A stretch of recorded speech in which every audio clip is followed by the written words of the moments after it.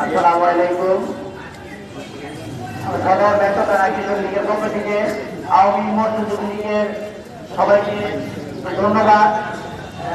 উপস্থিত আছে এই নতুন সংগঠন প্রতিষ্ঠা বার্ষিকী সফল হয়। এদিকে উপস্থিত আছে আজিজ ভাই, এদিকে উপস্থিত আছে নাইজুল খাওয়ান ভাই, নাহিদ ভাই, সাকিব ভাই, বাবু ভাই, কবির ভাই, সবাইকে সদর মেট্রোপলিটন শিশু লীগের পক্ষ থেকে